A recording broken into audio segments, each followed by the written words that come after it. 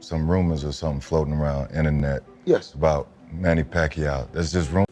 He's older than me.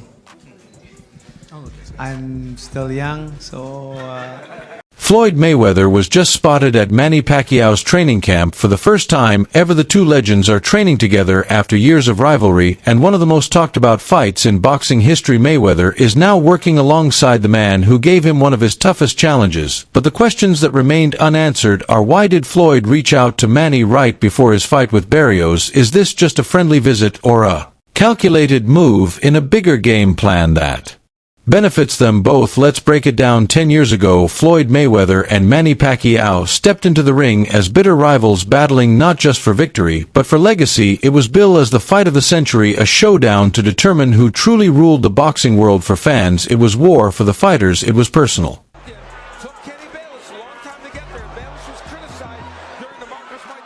But now, a full decade later, those same warriors find themselves on the same side of the ring in a surprising twist that has stunned the boxing community. Floyd Mayweather has joined Manny Pacquiao's training camp, offering advice, sharing tactics, and helping prepare the Filipino icon for his upcoming bout against Mario Barrios.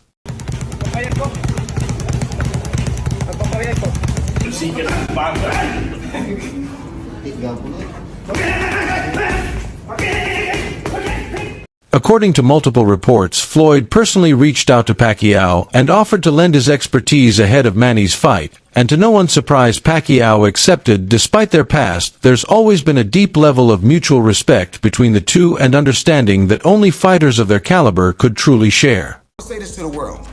It's amazing how a fighter can come from, I think, 108 all the way to 154 and knock out all these guys.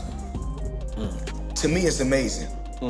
I guess he's just... But still, it's Floyd Mayweather we're talking about. He doesn't do anything without a purpose. One theory that's gaining traction is tied directly to Mayweather's well-known ego, and let's be real, his obsession with legacy. Floyd knows that in boxing, perception is everything, and every time a former opponent goes on to do great things, it only enhances Floyd's own legend. Take Canelo Alvarez, for example. When Mayweather fought Canelo back in 2013, he outclassed the young star with a masterclass performance. At the time, some critics brushed it off as beating an inexperienced fighter, but in the years that followed, Canelo evolved into a pound-for-pound king, dominating divisions and racking up worlds. Suddenly, Floyd's win aged like fine wine. The better Canelo became, the greater Mayweather looked for being the only man to decisively beat him. The same logic could apply here with Pacquiao. If Manny scores a big win over Mario Barrios, an active younger opponent, it reopens the conversation around just how good Mayweather truly was to beat him in 2015. Every Pacquiao victory becomes a quiet reminder of Floyd's dominance. It's legacy math, and no one understands that equation better than Mayweather.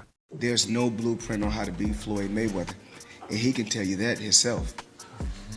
You know, when we talk about Hall of Famer, he's a Hall of Famer, but nobody has the remedy on how. There's also the business angle. Floyd and Manny are both promoters now. Whether they're working together officially or not, their cooperation sparks headlines, drives attention, and keeps both of their brands alive and relevant. A few training sessions, some photos in the gym, it's all marketing gold. And who knows, maybe Mayweather sees another opportunity in all of this, a second exhibition, a dual promotion, a shared venture in Asia with Mayweather.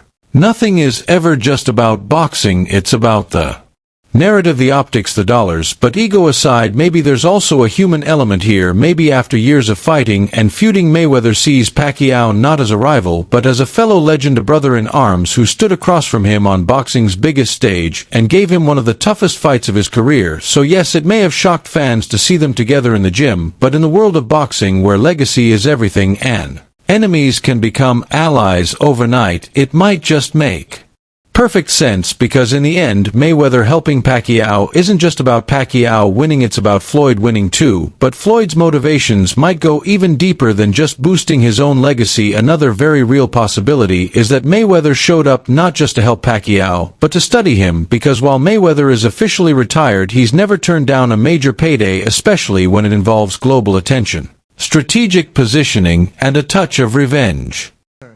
who's going to fight tomorrow? Asakura. There's no blueprint on how to beat Floyd Mayweather, and he can tell you that himself.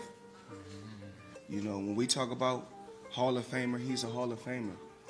But nobody has the remedy on how to beat Floyd Mayweather. Don't let them. Don't.